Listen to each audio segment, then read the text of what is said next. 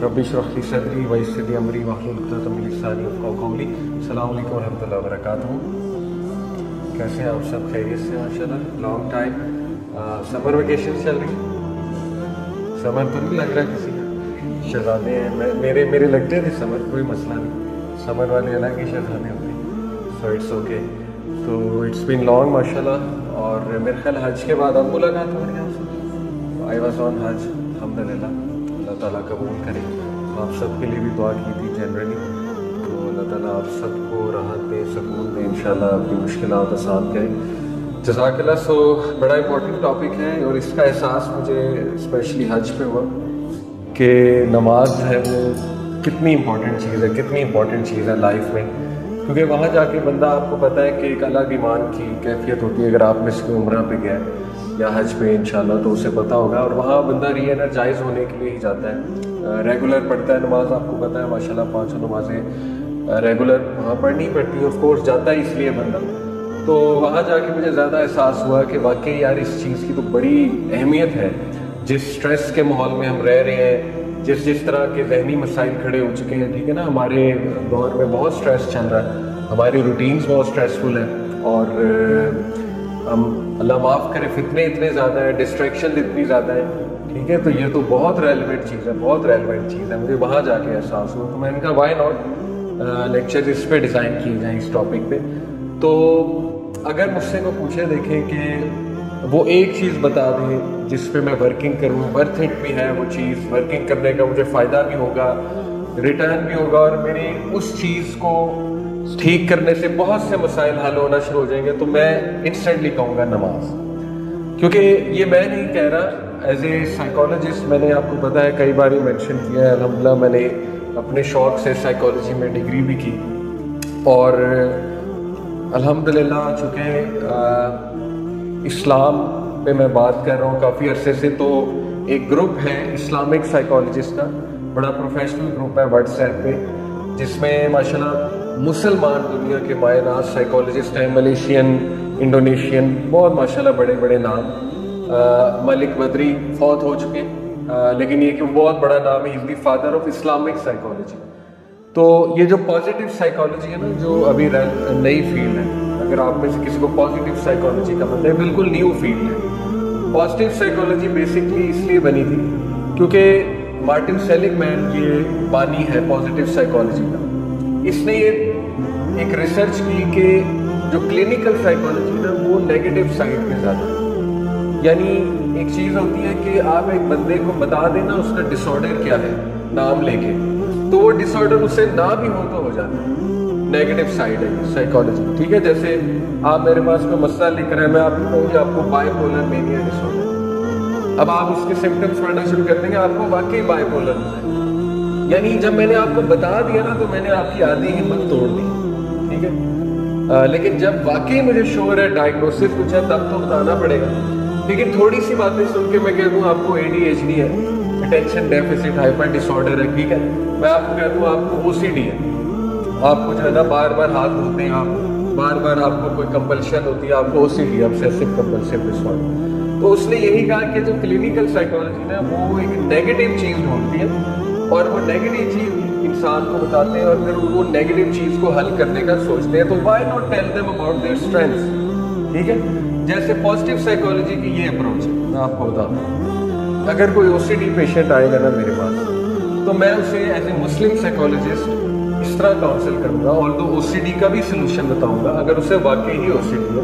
ऐसा नहीं है कि OCD को इग्नोर कर दूँ, लेकिन मैं उसको कोशिश ये करूँगा पॉजिटिव साइड पे ज़्यादा लाऊं। मैं उसे कहूँगा कि देखो एज मुस्लिम, नॉन मुस्लिम तो ऐसे नहीं करेगा, लेकिन एज मुस्लिम मैं उसे ऐसे काउंसिल करूँगा कि उसको कहूँगा अपनी नेमतें बताओ कि क्या क्या दिया हुआ अल्लाह ने, ठीक है ना। वो मुझे अपनी नेमतें गिनाना शुरू करेगा, मेरी फैमिली अच्छी है, मेरा ख्याल रखते हैं, मुझे पैसे मिल जाते हैं अच्छे, ठीक है, एज ए स्टूडेंट, और मेरी अम्मी बहुत अच्छी, जो भी उसकी नेमतें हैं वो सारी मैं उसे कहूँगा बताओ।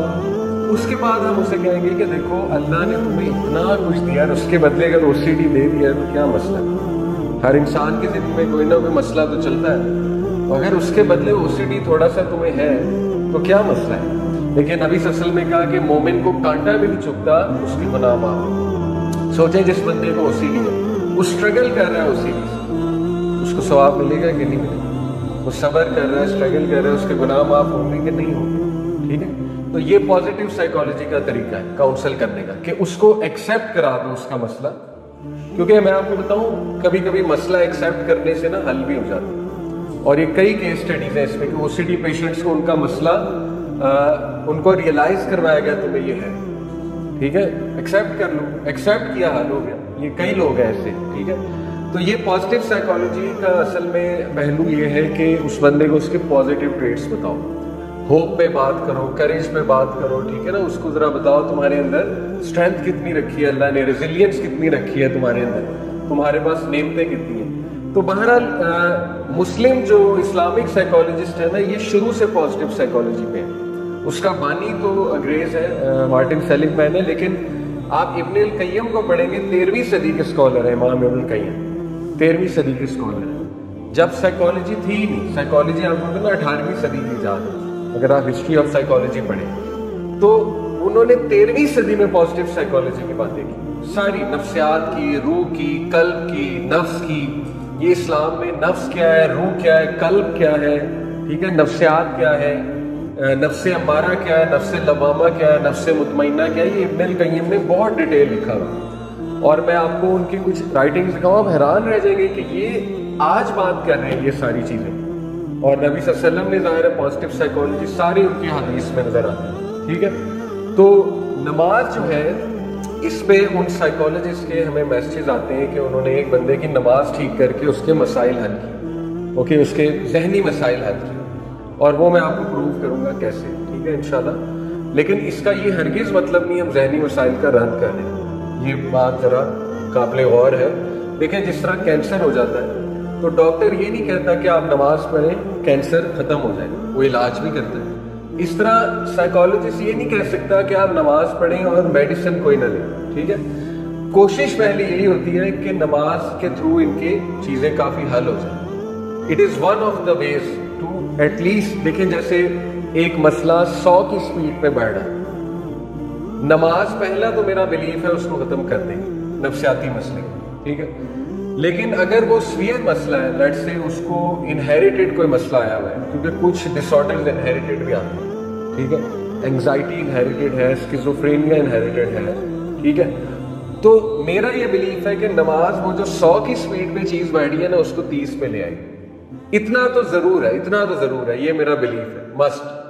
باقی میڈیسن بھی اس کو جاری کرائی جائے گی، میڈیسن ختم نہیں کر دیں گے، لیکن ڈیپینڈ کرتا ہے کہ اس کا کس لیول پہ ڈس آرڈر پہنچا ہوا ہے، جو کہ بہت ریئر ہوتا ہے.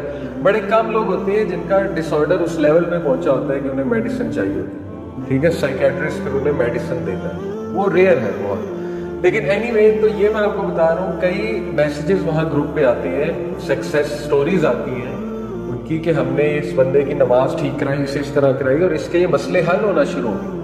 اوکے، کس طرح انشاءاللہ. اچھا، سب سے پہلے ہم یہ ایک ویڈیو دیکھیں گے. یہ ویڈیو 1970s کی ہے، آج کل کافی وائرل ہوئی. تو اس ویڈیو میں بیسکلی انہوں نے دکھایا کہ دو بھائی جن کو ایک زخمی شیر کا بچہ ملا تھا، اس کو پالا بڑا کیا، اور اس کے بعد وائلڈ لائف والے لے گئے. جب وہ تھوڑا سا بڑا ہو، انہوں نے کہا کہ اب یہ خطرناک ہے آپ کے لیے پالنا، تو ظاہر ہے اس کو آپ ہمیں دے دیں. وائلڈ لائف والے اسے لے گئے دور افریقن جنگل میں. یہ لوگ امریکہ سے چل کے آئے کہ ہم نے اس سے ملنا ہے. 2 سال بعد، 1.5-2 سال بعد انہوں نے خواہش ظاہر کی کہ نا آپ ہمیں ملوائیں. انہوں نے کہا جی کہ آپ اس طرح نہ ملیں، نہیں تھے، آپ کو ابھی وہ چیز پھاڑ دے گا، رسک ہے بہت بڑا. انہوں نے کہا نہیں، ہم رسک لیں گے. انہوں نے کہا وہ ہمیں پہچان لیں. بہرحال وارننگ ملی، لیکن انہوں نے کہا کہ نہیں، ہم یہ رسک لینا چاہتے ہیں. تو ذرا ویڈیو دیکھیے گا، 1970s کی ویڈیو، تھوڑا سا پرنٹ اس کا